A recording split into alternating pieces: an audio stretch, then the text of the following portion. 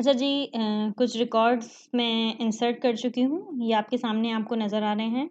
और साथ साथ डेटाबेस में भी आपको चेक करवाती जाऊँगी कि ये रिफ्लेक्ट हो चुके हैं डेटाबेस में भी।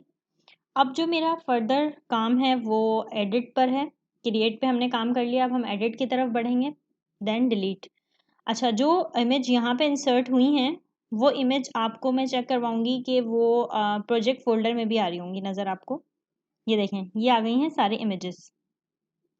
अच्छा, अब एडिट पे काम करना है तो एडिट के कुछ स्टेप्स होंगे, वो मैं आपको वन बाय वन स्टेप्स बताऊंगी किस तरह से आप, अगर मैं ये स्टेप करने जा रही हूँ तो मैं उसकी वजह आपको साथ साथ बताऊंगी कि मैं वो स्टेप क्यों करने जा रही हूँ।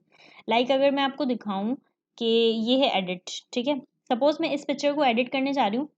अब यूज़र आता है और यूज़र जो है वो एडिट करने जा रहा है कोई चीज़, तो यहाँ पर उसको इमेज व्यू होनी चाहिए। ये क्या कर रहा है, ये डेटाबेस से पाथ ला के आपको दिखा रहा है। तो हमें यहाँ पे सबसे पहला काम ये करना है कि वो इमेज जो ये यहाँ पे फैच करके लेकर आ रहा है उसका व्यू दिखाए हमें, और साथ साथ एक ब्राउज का बटन भी दिखाए, ताकि अगर मुझे उस इमेज को रिप्लेस करना है तो मैं बाय ब्राउज बटन मैं इमेज को चेंज कर सकूं। ठीक है, तो सबसे पहला स्टेप, हम जाएंगे अपने प्रोजेक्ट में और इसके एडिट पे जाके हमने कुछ चीज़ें परफॉर्म करनी है। यहाँ से चीज़ें देखिए परफॉर्म करती हुई जाऊँगी मैंने आपको बताया था क्रिएट में मैंने ये चीज़ लगाई थी। अगर आपने मेरा लास्ट वाला पार्ट देखा होगा तो आपको पता है कि ये वाला पार्ट में ये वाली लाइन जो है वो हम यहाँ पे क्यों डिक्लेयर कर रहे हैं, क्योंकि बेसिकली बाय डिफ़ॉल्ट जो व्यू होता है वो आपका नॉर्मल कंटेंट ले जाने के लिए होता है, ना कि कोई इमेज या आपकी फ़ाइल। तो यहाँ पे हमें इंक्रिप्शन टाइप डिफाइन करनी पड़ती है, तो मैं यहाँ पर आकर भी, ज़ाहिर है एडिट में भी अब इमेज जारी होगी, तो हमें यहाँ पर भी आके क्या करना पड़ेगा, इस चीज़ को चेंज करना पड़ेगा। अच्छा जी, ये काम कर लिया हमने। अब मैंने आपको जैसे कहा कि आपके पास ब्राउज होना चाहिए बटन, जिससे आप चेंज कर रहे होगे अपनी इमेज को, और इमेज आपकी व्यू होनी चाहिए। तो ये जो एडिटर 4 है, ठीक है, इसको मुझे हटाना है यहाँ से।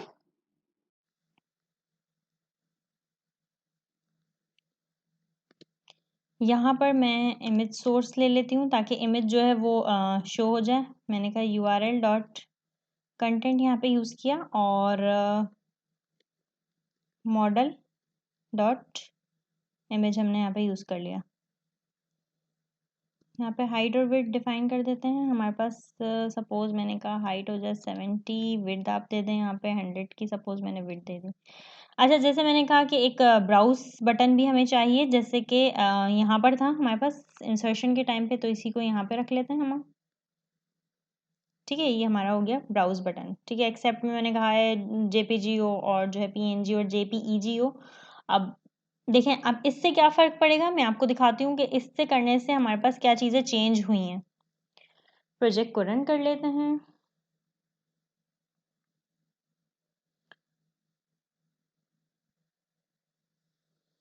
एडिट पे जब आप जाओगे तो देखें ब्राउज बटन आ रहा है और वो इमेज भी यहाँ पे फैच होकर आ रही है। With the help of this button you can change your image.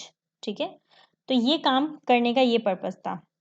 अब देखें, अब जो मेरा नेक्स्ट स्टेप है, सपोज एक यूज़र आया, वो एडिट करने जा रहा है, लेकिन वो चाहता है कि ये एडिट इमेज ना करे वो, बल्कि कुछ डेटा को एडिट कर दे वो।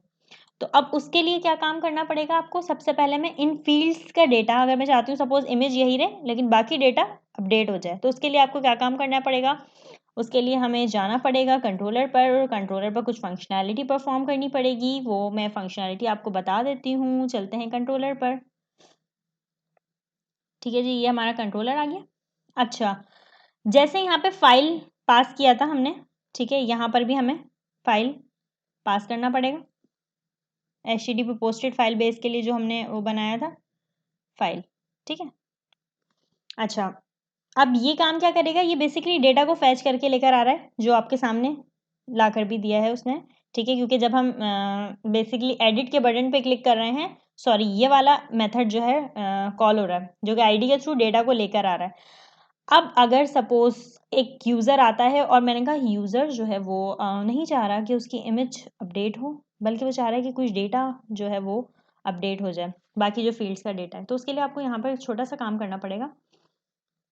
आप आए यहाँ पर, आपने कहा इफ़ ठीक है, और आपने एम्प्लॉय डॉट फाइल आपने कहा नॉट इक्वल टू नल। मतलब नॉट इक्वल टू नल का मतलब क्या है कि अगर यूज़र कोई नई फाइल देगा, ठीक है, तो ये वाला काम परफॉर्म हो जाए जो इफ़ की बॉडी में है।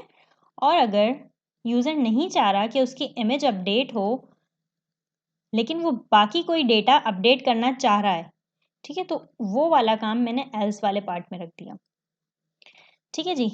लेकिन अब एक चीज़ है, वो जो इमेज है उस इमेज को कहीं रिटेन और सस्टेन करवाना है हमने, ताकि वो पुरानी इमेज कहीं होल्ड करे और बाकी डेटा यूज़र अपडेट कर दे जो दूसरी फील्ड्स हैं उनका, और वो इमेज एज इट इज़ जो है चली जाए। तो उसके लिए हमें क्या करना पड़ेगा, उसके लिए हमें पुरानी इमेज का पाथ गेट करना पड़ेगा, और उसके लिए हमें यहाँ पर आना पड़ेगा। यहाँ पर आकर जो है वो आप टेम्प डेटा भी वैसे तो यूज़ कर सकते हो, आप चाहें तो आप यहाँ पे सेशन भी यूज़ कर सकते हैं। मैं यहाँ पे सेशन ही डायरेक्ट यूज़ कर लेती हूँ, डिपेंड ऑन यू। आप टेम्प डेटा भी यहाँ पे यूज़ कर सकते हो। टेम्प डेटा जो है ना वो एक साइकिल के लिए प्रॉपर काम कर रहा होता है, लेकिन अगर मैं आपको कहूँगी कि अगर आप सेशन यूज़ कर लें तो वेल एंड गुड, तो मैं यहाँ पे सेशन यूज़ कर लेती हूँ। ठीक है, मैंने कहा employ equal employ dot image दे दी यहाँ पे। ठीक है, अब ये इमेज यहाँ पे भी हम गेट कर लेते हैं। ठीक है, वही वाली इमेज को हम यहाँ पे रिट्रीव कर लेते हैं। हमने कहा employ dot image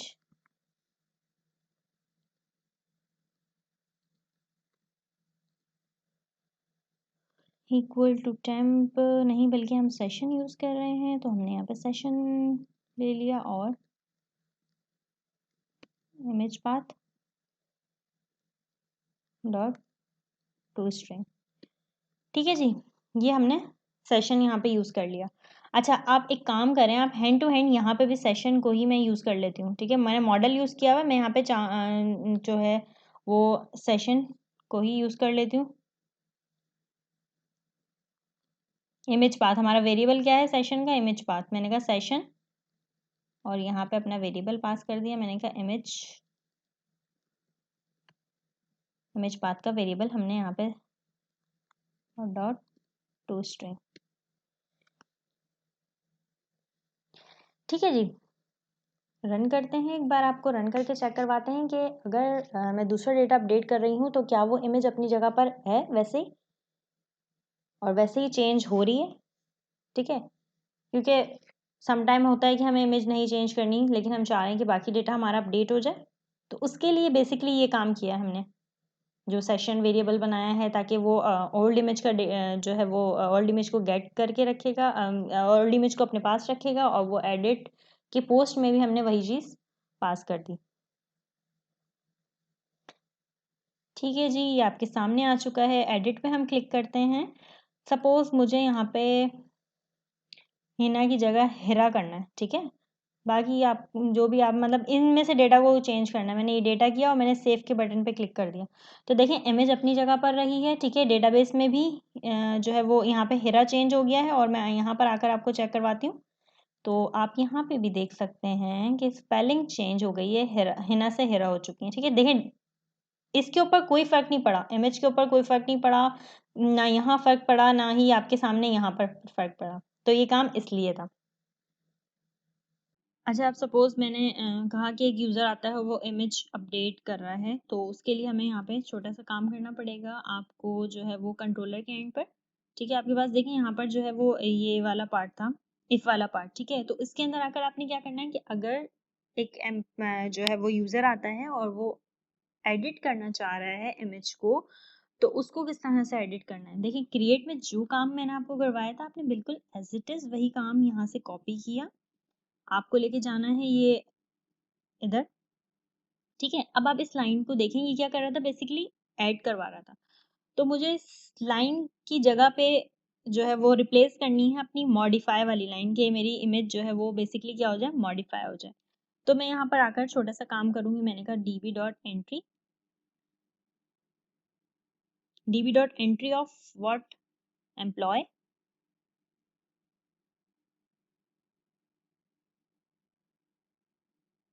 entity state dot modify, यहाँ पे मैं बता दूँगी कि मेरी जो भी इमेज होगी उसको क्या कर देगा, वो मॉडिफाई कर देगा। ठीक है जी, तो पहले मैं आपको मॉडिफाई करके दिखाऊंगी एक इमेज। आया, ये मॉडिफाई कर भी रहा है, और कुछ मैंने यहाँ पे जो है वैलिडेशन भी लगाई हुई हैं। आपको पता था कि मैंने कुछ साइज पे वैलिडेशन लगाई हुई, देखते हैं वो इधर वर्क कर रही है या नहीं कर रही। अच्छा, यहाँ पे बेसिकली इंडेक्स को कॉल करना है। ठीक है जी, यहाँ पर आते हैं और सबसे पहले मैं आपको देखें, एक काम करती हूँ, आपको मैं इमेज चेंज करके दिखाती हूँ। और आपको पता है कि ये वाली इमेज जो है आपके पास 1 MB से बड़ी होगी। ठीक है, ये देखें 1.99 MB है, मतलब तकरीबन 2 MB के इक्वल है।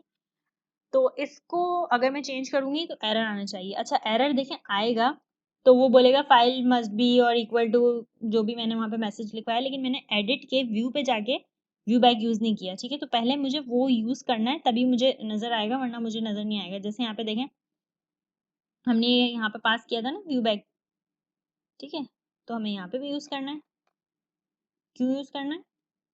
क्योंकि जब आप कंट्रोलर पे हो, ठीक है, कंट्रोलर पे आपने कहा हुआ है कि अगर फाइल जो है 1 MB से बड़ी है तो व्यू बैक में मैसेज पास किया हुआ है। तो इसके लिए आपको view back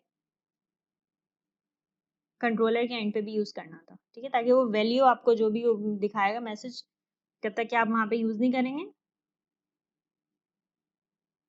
error message show नहीं होगा।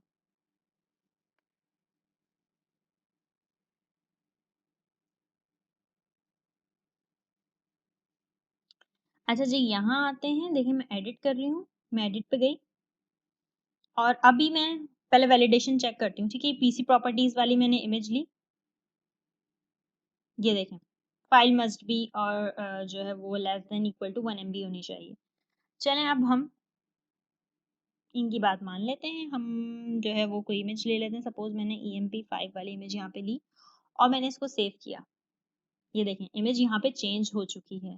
इसका मतलब है मेरा एडिट परफेक्टली वर्क कर रहा है, लेकिन एक छोटा सा काम मुझे चेक करना पड़ेगा जाकर यहाँ पर जो इमेजेस का फोल्डर है। ठीक है, open folder in file explorer पे मैंने इसे ओपन किया। अब यहाँ पे देखें, ये वाली इमेज मुझे रिमूव करनी है। क्यों? क्योंकि वो इमेज रिप्लेस हो गई है ये वाली इमेज से। ठीक है, ये वाली इमेज से ये, तो मैं चाहती हूँ कि मेरे फोल्डर में से भी डिलीट हो जाए। ठीक है, डेटाबेस में तो चेंज कर दी होगी। ठीक है, नो डाउट डेटाबेस में भी चेंज हो गई होगी। ये देखें हमारी इमेज EMP5 यहाँ पे अपडेट हो गई है, लेकिन अब फोल्डर से भी मैं चाहती हूँ कि जैसे ही एक यूजर जो है वो ओल्ड इमेज को जो है वो न्यू इमेज से रिप्लेस करे, तो फोल्डर में से भी वो इमेज क्या हो जाए, डिलीट हो जाए। तो उसके लिए हमें छोटा सा काम करना पड़ेगा। कंट्रोलर की पोस्ट के मेथड पे हम आएंगे यहाँ पर, और यहाँ पे हम एक वेरिएबल डिक्लेयर कर देते हैं। मैंने कहा suppose old image path request dot map path, और यहाँ पे मैं सेशन यूज़ कर रही हूँ। सेशन वेरिएबल मेरा है इमेज पाथ का,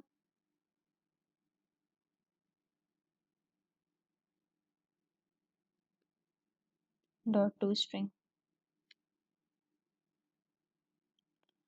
अच्छा, यहाँ पे चेक करवा देते हैं, यहाँ पर सेव इस पाथ के नीचे कि अगर फाइल एग्जिस्ट करती है तो क्या, मतलब डिलीट कर देना उसको फोल्डर से। मैंने कहा system dot IO dot file dot exist, तो यहाँ पे ये वेरिएबल पास कर दिया ओल्ड इमेज पाथ का।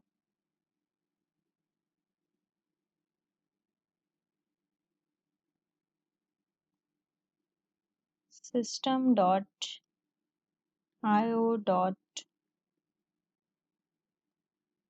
डॉट डिलीट, क्या डिलीट, जो ओल्ड इमेज पाथ वेरिएबल में जो हमारे पास इमेज आई होगी। ठीक है जी, रन करके हम आपको चेक करवाते हैं। अब क्या होगा, फोल्डर से भी इसको डिलीट हो जानी चाहिए। ठीक है ना, अगर अगर इमेज चेंज हो रही है, शर्त ये है कि अगर इमेज चेंज हो रही है और रिप्लेस हो रही है, ठीक है, तो वो फोल्डर से भी क्या हो, डिलीट हो जाए। क्योंकि डेटाबेस से तो जाहिर है वो रिप्लेस हो जाएगी, और वो आपके सामने व्यू पे भी रिप्लेस होकर आ रही है, तो क्यों ना फोल्डर से भी वो इमेज डिलीट हो जाए। इस काम का पर्पस ये।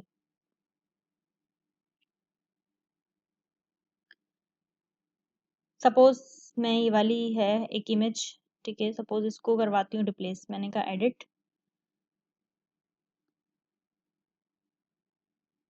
और